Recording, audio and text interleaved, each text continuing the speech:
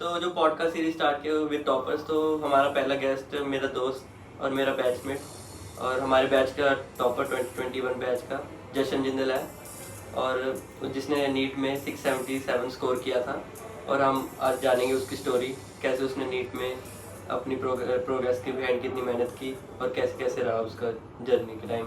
चलो नमस्कार दोस्तों। तो आज मैं अपने आप को बहुत ही खुशकिस्मत महसूस कर रहा हूँ कि मुझे धनंजय ने अपने पॉडकास्ट पे बुलाया और मुझे इतना बड़ा दर्जा दिया गया है जो कि नीट टॉपर बोला गया मेरे को 2021 बैच का। तो मैं बहुत ही आपका आभारी हूँ। Thank you Dhananjay.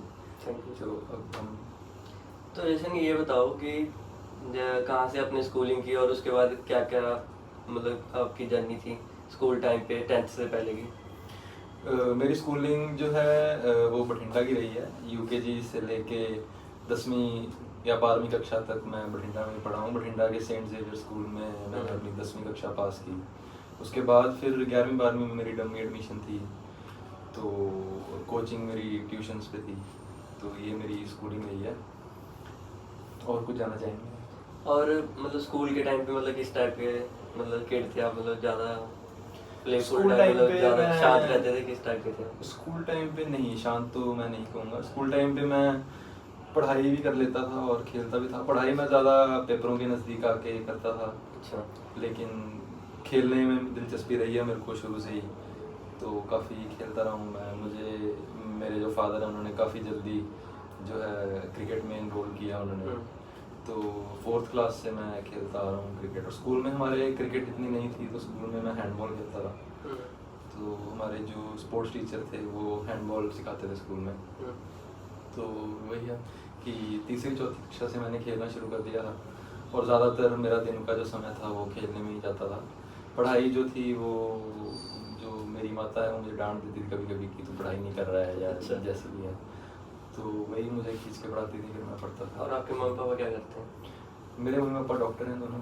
अच्छा, मम्मी किस चीज़ की स्पेशलिस्ट है? मम्मा गायनोकोलॉजिस्ट हैं और मेरे फादर कार्डियोलॉजिस्ट हैं। अच्छा, उनका हॉस्पिटल बठिंडा में? जी, बठिंडा में। क्या नाम से?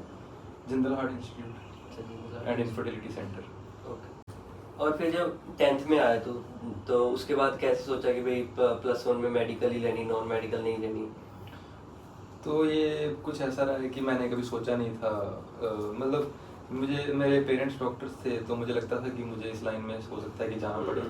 लेकिन मैं हमेशा ही चाहता था कि मैं खेलूं आगे भी और उसी में अपना करियर बनाऊं। लेकिन अनफॉर्चुनेटली या फॉर्चुनेटली जो भी कई बार अपने हाथ में नहीं होता है सब हाँ, कुछ, सही। तो मुझे 11वीं में फिर मेडिकल मैंने लिया। उसके बाद खेलना कूदना थोड़ा मेरा कम हो गया, मैं पढ़ाई में इंडल्ज हो गया ज़्यादा। उसके बाद फिर वही मैं नीट की तैयारी करी मैंने 2 साल। By choice? कोविड का टाइम था उस टाइम पे, तो नीट का एग्ज़ाम डिले हुआ काफ़ी उस टाइम पे। फिर उसका थोड़ा एंड में मेरे को फ़ायदा मिला क्योंकि पहले मेरा स्टार्ट जो था अच्छा। 11वीं का, अच्छा वो इतना अच्छा नहीं था। ठीक। तो वो बाई चॉइस मेडिकल ली थी या मतलब फैमिली के प्रेशर में आके मेडिकल ले ली? फैमिली प्रेशर तो मैं नहीं कहूँगा, फैमिली ने मुझे चॉइस दी थी कि मैं स्पोर्ट्स में अपना करियर। कुछ पार्ट था मतलब फैमिली का भी कि अच्छा डॉक्टर है तो मैंने भी डॉक्टर फील्ड में जी, जाना। वो उस चीज़ में पार्ट था कि मुझे लगता था कि डॉक्टर है तो फैमिली की जो लेगेसी है उसको आगे Continue कंटिन्यू करना है। लेकिन मेरा जो दिल था वो तो हमेशा ही चाहता था कि मैं आगे खेलूँ। अच्छा।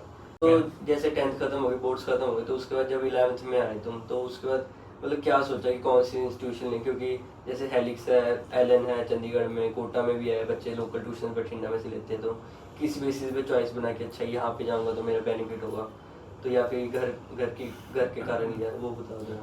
तो जो बठिंडा की जो कोचिंग है काफ़ी वेल इस्टेब्लिश्ड है, काफ़ी सालों से बहुत ही अच्छे टीचर्स हैं, काफ़ी सालों से पढ़ा रहे हैं, काफ़ी लोगों के रिजल्ट्स आते हैं बठिंडा में कोचिंग करके, तो काफ़ी अच्छा नाम है उन लोगों का। तो मेरे मन में कोई सवाल नहीं था, मुझे पता ही था कि मैंने घर पे ही रहना है 11वीं 12वीं में और यहीं से पढ़ाई करनी है। साथ में मेरी डमी एडमिशन जो थी वो पास के किसी स्कूल में थी, तो उसके साथ में कोचिंग और पढ़ाई जो थी वो मेरी बठिंडा की रही है। तो इंडिविजुअल ट्यूशन से पढ़ा हूँ। अच्छा, इंडिविजुअल ट्यूशन टीचर्स के नाम बता सकते हो, जैसे फिजिक्स केमिस्ट्री बायो का? फिजिक्स के मनोज सर थे हमारे, मनोज गोस्वामी सर। अच्छा। केमिस्ट्री के आरडी सर थे, अच्छा। रविंदर गर्ग नाम है उनका पूरा। बॉटनी के एसके गुप्ता सर और जोलॉजी के साधु सर, प्रोफेसर साधु। अच्छा जी ठीक है। तो मतलब फिजिक्स के कई बार ऐसा होता है ना कि लोकल ट्यूशन मोस्टली बच्चे आते हैं एक ट्यूशन में रहते हैं, दूसरी भी रखते हैं साथ में कि उनको और असिस्टेंस मिले, एड मिले तैयारी के टाइम पे। तो आपने भी दो रखी थी या सिर्फ मनोज सर से आपको? जी, ये इसको डबलिंग बोलते हैं। हाँ। ज़्यादातर लोग डबलिंग करते हैं और बच्चों में भी ये काफ़ी कॉमनली ये जाना जाता है कि डबलिंग करने से जो है थ्योरी वो एक जगह से पढ़ते हैं और एमसीक्यूज़ वो एक जगह से पढ़ते हैं। लेकिन मेरा विचार यही था कि एक ट्यूशन से ही थ्योरी और एमसीक्यूज़ दोनों ये अच्छी तरीके से इसको किया जाए और एक ट्यूशन का काम अच्छे से किया जाए। तो मैं तो मनोज सर से पढ़ा हूँ सिर्फ। तो कभी सेकंड थॉट नहीं दिया कि भाई हाँ यार कोटा भी जाना चाहिए, बच्चे वहाँ पे भी जाते हैं, या फिर चंडीगढ़ सिटी में जाना चाहिए? सेकंड थॉट तो नहीं, ऐसे तो बहुत कुछ है। अब सेकंड थॉट की बजाय आपको second thought, third thought, fourth thought, कितने भी थॉट्स आपके मन में आएंगे, क्योंकि लोग इधर उधर हर जगह ही जाते हैं। लोग बहुत कुछ करते हैं, कोई कुछ कर रहा है, कोई एलन कर रहा है, कोई आकाश कर रहा है, कोई। लेकिन आपको जो है अपनी प्रायोरिटी सेट करनी पड़ती है इस मामले में कि आप क्या करना चाहते हो। होम फैक्टर भी हो गया और उसको अच्छे घर के पास है। जी, मैं हमेशा अपने घर पे रहना पसंद करता हूँ। मुझे घर पे रहना, घर पे खाना पीना और जो भी है अच्छा लगता है मेरे को घर पे रहना अपने। तो मैं हमेशा प्रेफर करता हूँ कि घर के नज़दीक हो जो भी हो। अच्छा जी।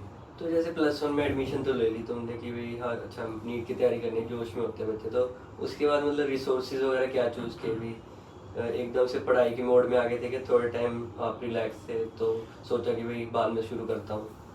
नहीं, एकदम से तो नहीं हुआ मेरे से। ये स्लो ट्रांजिशन था एक्चुअली, क्योंकि एकदम से इतनी सारी पढ़ाई जो कि मैंने ज़िंदगी में कभी करी नहीं थी, 11वीं में मेरे को जो थी करनी पड़ी। तो पहले +1 में तो मैं कहूँगा मैंने इतनी पढ़ाई नहीं करी, बहुत कम ही करता था मैं पढ़ाई। और थोड़ा उस टाइम पे इतना इंटरेस्ट भी मेरा पढ़ाई की तरफ नहीं डेवलप हुआ था। लेकिन जैसे ही फिर मैं +2 में हुआ तो मुझे लगा कि अब थोड़ा ज़्यादा बर्डन था। जी, ज़्यादा बर्डन था मेरे सिर पे और ज़्यादा मैंने +2 में काफ़ी मेहनत करी। और कोविड की वजह से हमारा जो एग्ज़ाम था वो 5-6 महीने डिले हुआ, उसका मेरे को काफ़ी फ़ायदा मिला। तो उन 5-6 महीनों में काफ़ी पढ़ाई की। +1 में मतलब कितना टाइम पढ़ते थे आप? +1 में मैं कुछ खास नहीं पढ़ता था। ऐसे लगा लो अब दिन के 2 घंटे मुश्किल से या बस 3 2 घंटे। घंटे पढ़ते थे? 2 या 3 घंटे जो थी, 4 तो ट्यूशन होती थी हमारी। अच्छा, ट्यूशन्स के उसके बाद अलावा पढ़ते घर पे आप कहो कि 5-6 घंटे आपको पढ़ना चाहिए रोज़, लेकिन मेरा टाइम कम था, 2 या 3 घंटे का ही था सिर्फ। अच्छा ठीक है। सोर्सेज क्या यूज़ किए थे मतलब प्रिपरेशन के टाइम पे +1 +2 में?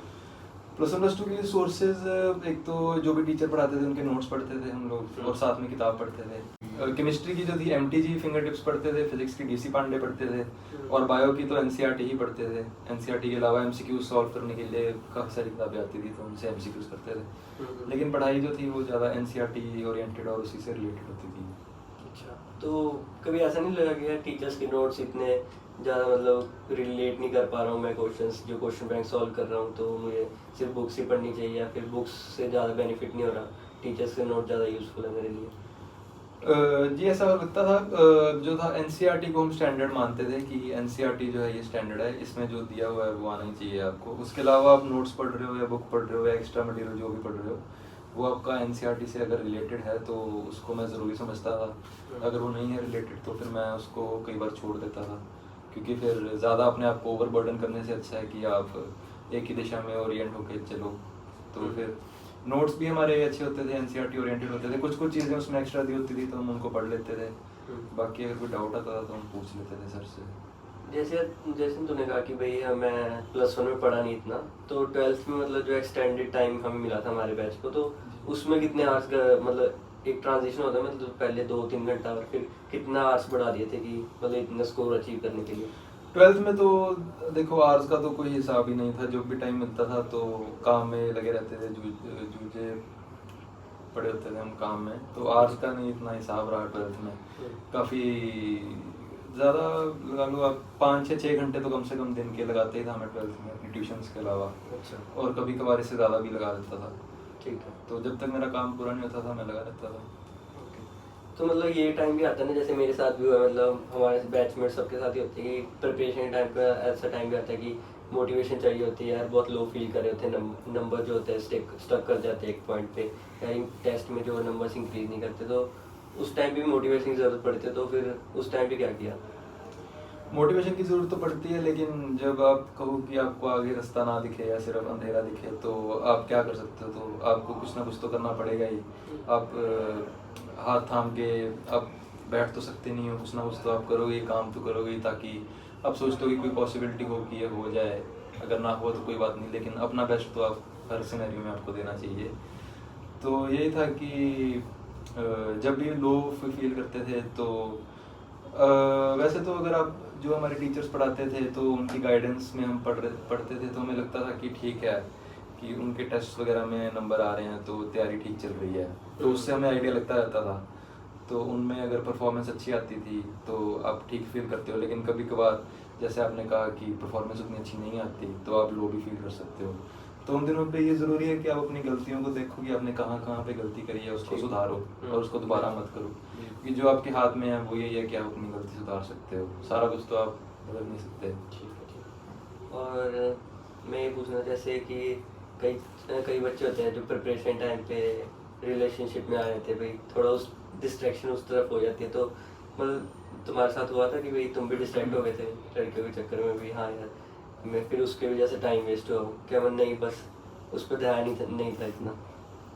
नहीं, +1 +2 में तो ऐसा कुछ नहीं हुआ था। +1 +2 में तो ज़्यादा पढ़ाई की तरफ ही फोकस था, तो +1 +2 में मैंने नहीं इस तरह का कोई नहीं कुछ नहीं हुआ था। अच्छा, तो उसके बाद जब एक बार हो गया नीट का पेपर देने के बाद, तो फिर क्या लग रहा था हो जाएगा?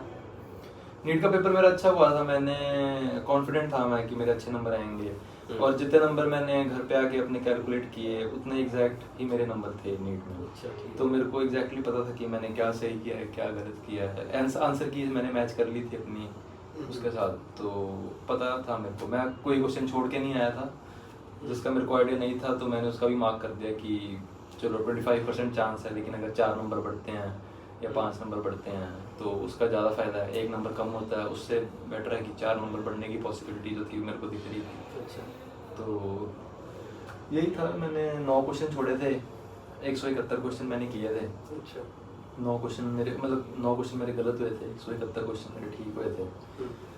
तो मेरे को पता ही था मेरे 9 कौन से गलत हैं और क्यों गलत हैं, तो वो मेरे को पहले ही आइडेंटिफाई हो गया था। मतलब रिजल्ट को लेके कोई अनसर्टेनिटी नहीं थी, रैंक का नहीं पता था मेरे को रैंक कैसा आएगा, बट मार्क्स का पता लग गया था। मतलब मार्क्स के लिए श्योर थे तुम? मार्क्स के लिए मैं श्योर था। तो मतलब कितने नंबर एक्सपेक्ट किए थे, और जैसे आपने बताया कि एग्जैक्ट नंबर ही आए थे, तो कितना स्कोर था एक बार फिर बता दो।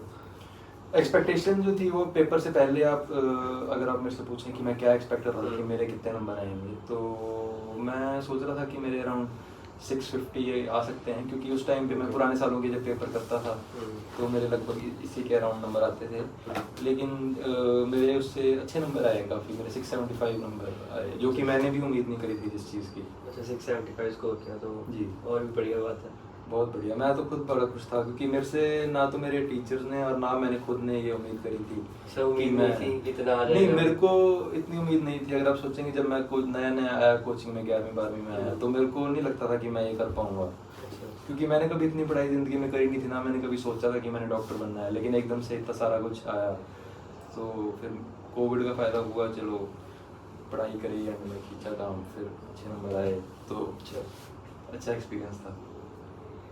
तो रिजल्ट के बाद तो टाइम तो फ्री होता है, तो फिर उसमें कुछ किया है, बस टाइम वेस्ट कर दिया इधर उधर घूमने में ये सब? रिजल्ट के बाद फ्री टाइम में कुछ नहीं, हम काफ़ी सोया, मैं घर पे सोया रहता था काफ़ी टाइम, काफ़ी खाया पिया खेला सोया और दोस्तों के साथ टाइम स्पेंड किया, एंजॉय किया। रिजल्ट के बाद तो बंदा लाइट फील करता है, काउंसलिंग होनी होती है आपकी, आप सोचते हो कि रिलैक्स करो, तो उस टाइम पे तो रिलैक्सिंग मोड में थे। और जैसे ना एक बेसिक क्वेश्चन होता है कि जो नीट के टाइम पे जो फाइनल टाइम होता है उसमें कि कौन सी टेस्ट सीरीज वगैरह बच्चे ज्वाइन करना चाहते हैं, अलग अलग इंस्टीट्यूशन के टेस्ट, एलन हो गया, हेलिक्स हो गया, अलग अलग आकाश हो गया, तो कौन सी आपने ज्वाइन की थी और उससे कितना बेनिफिट हुआ आपको?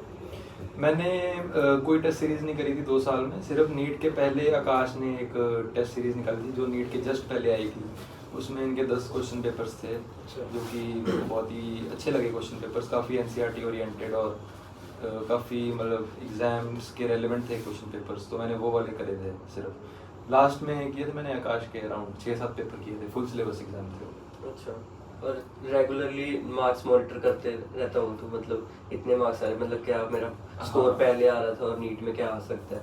हाँ, वो मैं करता रहता था मॉनिटर, फुल सिलेबस पेपर जब मैं देता था तो उसमें मेरे क्या मार्क्स आ रहे हैं, मतलब उससे मैं अंदाजा कितने मार्क्स आ रहे थे मतलब अराउंड? कुछ कुछ पेपर्स जो थे वो इजी थे। 2020 का पेपर इजी था, 2019 का इजी था, और इनके पेपर्स इनके जो क्वेश्चंस थे वो प्रीवियस ईयर्स में करे होते हैं कई बार आपने, तो इनमें तो मेरे अच्छे आए थे, मेरे 700 भी आए थे इनमें। लेकिन 2000 अगर मैं कहूँ 15, 16, 17 इनमें थोड़े से पेपर टफ थे, तो इनमें मेरे अराउंड 650, 660 इस रेंज में आए थे। और एक बेसिक प्रॉब्लम होती है, जैसे एक ट्रांजिशन करता है बच्चा, जैसे कि 10th के बाद जो एक एमसीक्यू पैटर्न में हम कन्वर्ट कर जाते हैं, एमसीक्यू सॉल्व करने पड़ते हैं, और एकदम से फिर हमें बोर्ड्स भी देने 12th के उसी फेज़ में।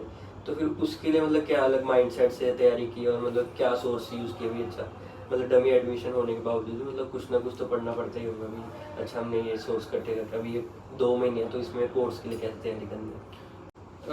जो था जो बोर्ड्स थे जो उसमें थ्योरी पूछी जाती थी ज़्यादा, तो थ्योरी के लिए वही हम अपनी एनसीईआरटी की थ्योरी को रिवाइज करते थे, और उसी में वही कोशिश करते थे कि थोड़ा लंबा आंसर बना के लिखें, और उसमें अंडरलाइन करते हैं, थोड़ा सा हाईलाइट करते हैं जो की पॉइंट्स हैं। और जहाँ तक एमसीक्यूज़ का सवाल आता है तो एमसीक्यूज़ की प्रैक्टिस करी जाती थी बहुत ज़्यादा। क्वेश्चन बैंक्स हमें दिए जाते थे, टेस्ट दिए जाते थे, और फिर एमसीक्यू की बुक्स खरीदते थे हम, उसमें से हम सॉल्व करते थे एमसीक्यूज़, तो उससे हमारी एमसीक्यूज़ की प्रैक्टिस होती थी। और जब इतनी बार आप एक चैप्टर को पढ़ लेते हो तो फिर आपको थ्योरी लिखने में मुझे नहीं लगता कि प्रॉब्लम आती है। +2 तक पहुँचते पहुँचते आप एक चैप्टर को काफ़ी बार आप पढ़ चुके होते हो, क्योंकि बार बार उसको पढ़ाया जाता है, क्लास में टेस्ट लिया जाता है, तो उसके बाद थ्योरी लिखना जो है वो इतना मुश्किल काम नहीं रह जाता आपके लिए, आप लिख पाते हो थ्योरी। एक बार आपको चैप्टर्स रिवाइज करने होते हैं बस सारे के सारे जो भी आ रहे हैं। तो एक बार जब कॉलेज मिल गया तो उसके बाद क्या फील, मतलब कॉलेज मिलने के बाद अच्छी फीलिंग थी मुझे।